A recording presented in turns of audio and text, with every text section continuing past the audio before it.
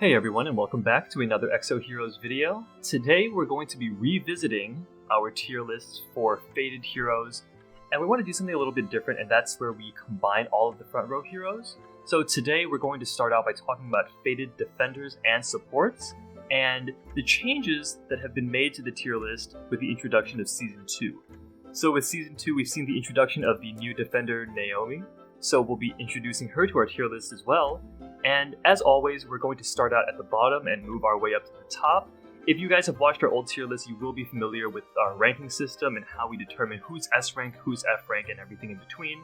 So if you need a refresher, you can go back and check that out. And so without further ado, why don't we get started with Hao's favorite one and only. Yeah, that's right. So at the bottom of the tier list, nothing has changed. We previously ranked Shao Kahn as the F tier. I think really the only hero that we've ever given as F, ever. And, unfortunately for our good old Shao Kahn, nothing has changed. Still F tier in our opinion.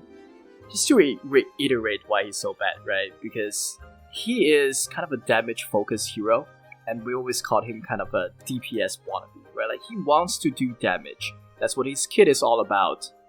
But unfortunately, even his best case scenario, right? If you have his Fate Core and then you have Rachel, which gives him this hardened synergy, he's still not a very strong damage dealer compared to some of the back row pure damage dealers that you have out there, like Baraka, Jin, Rira.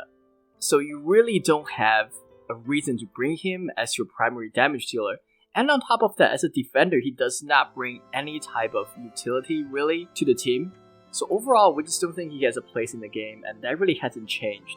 In the past, the elemental mana generation used to give him a little bit more of a bonus because he can always crit, which means if you have a lot of fire heroes on your team, he can be a pretty good mana generating unit for you. Unfortunately, with the new mana generation change introduced in Season 2, that's out the window too, because there's no more elemental mana generation anymore, so one less reason for you to bring Shao Kahn ever. So I think I probably downgraded him from F to F-. To a G. But yeah, so we don't want to talk too much about Shao Kahn. Let's move on to our next one, which is going to be Shell. Right, and Shell, again, we're just going to sort of cover her really quickly. We've talked about her in the previous video, and not much has changed, right? She didn't get any rework or anything. So she's got the Cleanse 3 passive. Her A1 Essence of Art is a single target buff that buffs an ally for 22% of her own attack. But being a support hero, that's not very much attack, right? So it's just, even though it's nice to have, we would have liked to see some numbers buffs, and those have not come through in Season 2. So the A1 is still as negligible as ever. When we think about her A2 Clown's performance, as we have been given this information from data miners, we know that there's a Jinai FC coming up, and I believe a Shell FC as well. So there is potential for her to get a little bit of a rework there, and then as Jinai comes into the meta, then she gets the Charm synergy with her A2 that reduces hit on all enemies, and so obviously that's really annoying when your accuracy is lowered. She might see a slight sort of introduction into the meta, whether it be PvE or PvP, we're not sure yet, but there's potential here. As it stands at the time of this recording, there's no FC for Jinai yet, there's no FC for Shell, and so she stays D rank, she stays at the bottom of our list, and we're going to be moving on to our C ranked heroes, and that's going to be Valar, Chatty, and Emma. And with these three, we'll talk about them in conjunction. Valar and Chatty, in our opinion, those are, again, defenders who are just about okay, right? They're kind of average to below average in most situations. Valar, similar to Shao Kahn, is more of a damage-oriented defender, but he does bring a little bit more utility, especially when it comes to mana generation for your team, if you can pair him up with Garth. So, because of that, we think he definitely deserves a higher ranking than Shao Kahn. Chatty, on the other hand, is more of a pure defender, but compared to a lot of defenders we see higher on the list, she just doesn't quite bring the same depth when it comes to utilities. Not bad, single target sleep, as well as a backline shielding. It's a good hero if you need someone to fulfill that role, but definitely get outshined as you move into the higher tier heroes. And lastly, we want to talk about Emma a little bit. Emma, in our opinion, is kind of those one-trick pony out there. We do think she's pretty good in the Holy Dragon Grounds with her Head Dragon Knight's passive, as well as the ability to lower the dragon's attack by 55% of her own attack for 9 turns. It's a decent debuff and very useful there. Outside of Dragon though, we don't really see much use cases for her, and therefore she is, in our opinion, C below average. But now let's move on to our B tier, and here we're breaking them into 2 different sections. First we'll talk about the couple of healers we have, and then we'll talk about a few defenders. Right, so now starting us off at the bottom of the B ranking is Talia and Anastasia. And now, if you guys have watched our previous video for the Season 1 support rankings, you'll notice that Anastasia has fallen down significantly from an S rank to a B rank. And Talia also fell down from A to B as well, but it wasn't quite as severe. The reason for this is not necessarily because Anastasia herself has changed, but rather the introduction of some of the new mechanics and new heroes that have come in with Season 2. For instance, being a Frost hero, she had pretty decent elemental mana generation, but that's totally gone now. Anastasia was Frost, and now she doesn't get it on block, so she generates mana a lot more slowly. In addition, you have Dorka. So Anastasia does magic damage, which Dorka reduces all magic damage by 30%, and Dorka's Soulbond passive also heals for 30% of your missing health for her whole team every turn. And honestly, that outpaces a lot of conventional healers, Talia included, and this is just another reason why Talia and Anastasia fell out of the meta, is having healing and utility as part of your kit used to be their defining factors. But now, Dorka just does that better, and she does more damage, so there's really not much of a reason to bring them if you have Dorka.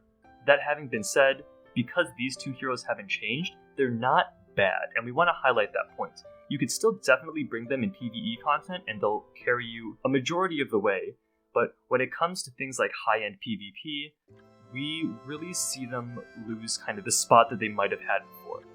And moving into the other 3 tanks in the B rank, we have Bernavas, Mahar, and Ulu. And Bernavas is the lowest of the 3, the reason being, we think that base Bernavas is actually quite good. He might be better than base Mahar. The problem is, when you think about Fate Cores and you consider the whole package of the hero, then Bernavas' Fate Core really doesn't do anything. It's kind of anti-synergistic. He's got a passive synergy with Jinai, but when that procs, it gets overwritten and is a lower duration than the CC that he has innately in his kit.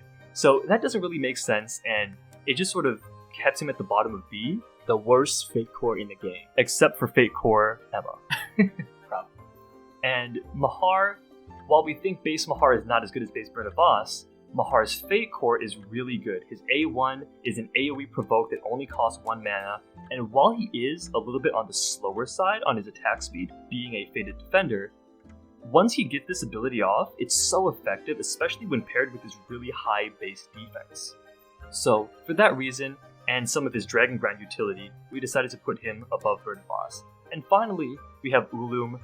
Obviously, the biggest boon for Ulum is his Guardian Stone Break, and that is synergy with Bathory. So if you can get the Walk passive off on his AoE, it breaks 3 random Guardian Stones for everybody that it hits, which is just absolutely ridiculous, especially when you think about PvE, where, especially now with Chapter 11 being introduced, Ulum is Machine Element, and there are Machine Element units in that chapter.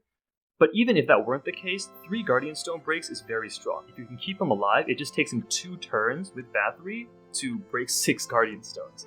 So we think he's very valuable in PvE right now, especially with the focus on Guardian Stone breaking. And even in PvP, we think that he could still be a considerable threat when paired with the other heroes on your team. So that about does it for the B ranks. I'm not sure if Hao has anything to add to that before we move into the A's.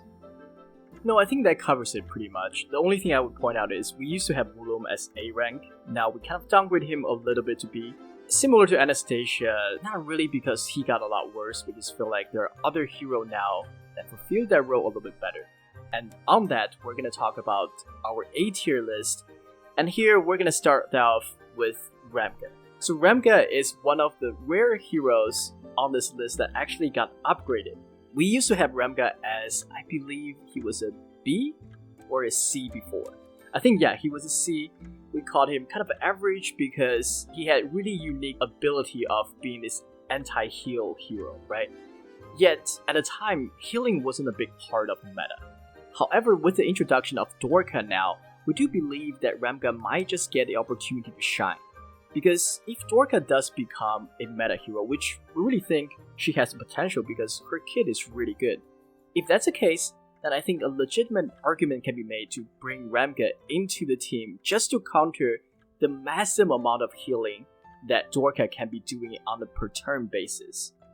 And it is because of that we really think Ramga might get the opportunity to shine.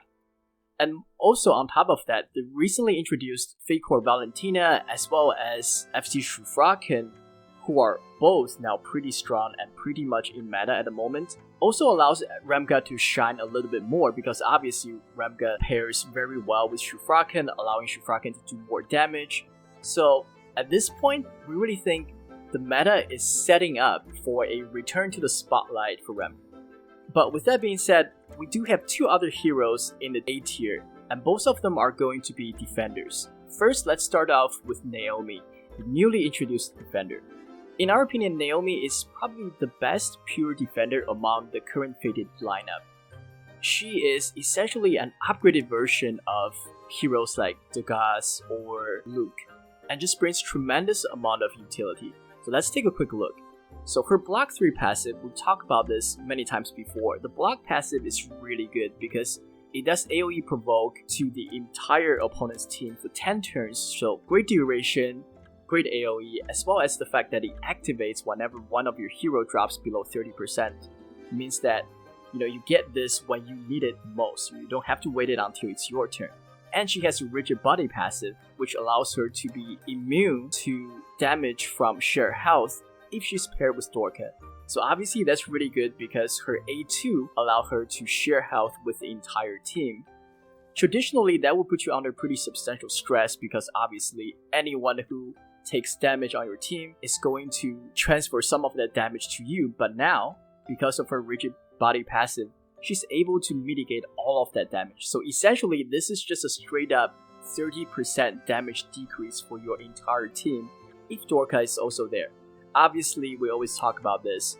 Whenever it comes to this type of synergies, we always take a little bit of a discount from the hero because we all know how difficult it is to get generals in this game. So the fact that Naomi really relies on Dorka to realize her true potential means we're not really going to rank her as an S tier, but given everything else, we think she definitely deserves to be ranked as A.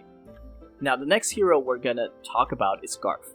And obviously, there's no surprise here. Garf is ranked A in our tier list and pretty much the second best among the Fated frontline heroes. The same spot we had him before. And what more do we need to say about Garf? He's just one of those solid heroes that does well in just about every part of the game. He has a tremendous passive in terms of his command passive that allows him to grant additional HP and defense to everyone on your team that has lower maximum health than Garf, and that's going to be just about every other hero, especially if you have a backline focused team comp, which many of us do. And on top of that, he has the Breath of Mana passive that grants 1 mana to the front line permanently. He does share health with the ally with lowest HP, and then both his A1 and A2 brings respectable damage for a defender. So, very well-rounded hero that has a lot of different abilities and can be utilized in both PvP situations as well in just about every PvE situations. Specifically, want to call out how effective he is in the Dragon Holy Grounds because his Breath of Mana passive typically would apply to the front row, but obviously in the Holy Dragon Grounds there's no differentiation between front row and back row, then that would just get applied to everybody.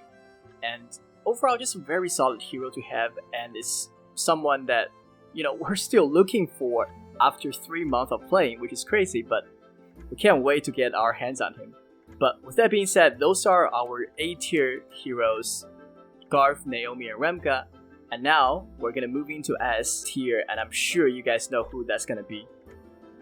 Right, so coming in our number 1 spot, and the only S rank on this list of supports and defenders combined, is going to be none other than Shufraken. And that should really come as a surprise to nobody. If any of you guys have Shufraken, you'll know just how ridiculous he is. I mean, even just his base kit His thrust passive is great. You've got a little bit of innate CC to deter enemies from attacking you. Your A1 is a chunky heal, and again, gives him a little bit of that self-sustain that defenders rarely have. And his A2, of course, I think that is the signature Shufraken skill, right? Back row target first, freeze for 7 turns, and it does respectable damage. So base Shufraken is already good, his stats are good, his skills are good, but what makes him even better and what makes him so dominant now in the current meta in PvP is his Fate Core. So why don't we take a look at that real quick. He keeps his thrust passive, he keeps Breath of Mana and Fear of the Abyss, which, if we go into a little bit of detail with this right now, if targets have 10% or less health at the end of the turn, deals 65% damage to all enemies in the same row.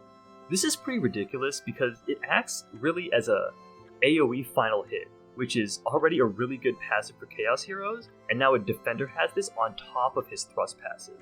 He also has Harbinger of Awakening, and his Awakening is Dragon Emperor, which increases mana obtained in his turn by 1 per fallen ally, and grants him 25 attack speed and damage immunity for 4 turns when his HP is at or below 30%. So this is pretty typical of all of the Awakening Fate Cores, but for him, as the Dragon Emperor, he gets 1 mana per fallen ally, which obviously the fight drags on.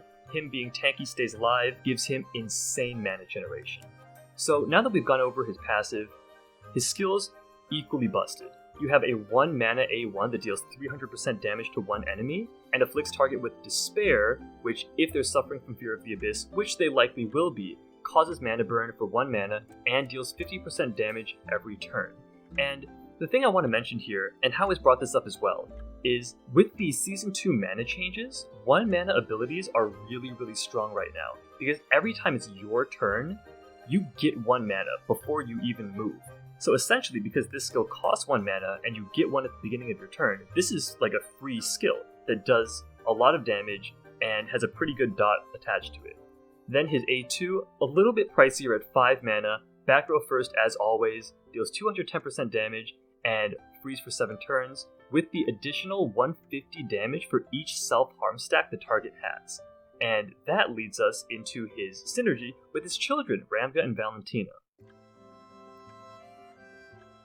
So with Ramga, he has self-harm, and this afflicts self-harm mark to a target if they're afflicted with Fear of the Abyss, and deals 45% damage every turn for 5 turns. So it's not terribly strong, but this is a decent dot for 5 turns, and this is completely passive. Every time he uses a skill, this will happen if Shufraken has Fear of the Abyss on the target. Then we have Valentina. With her Contempt passive, mana burns 10 mana for all enemies afflicted with Fear of the Abyss.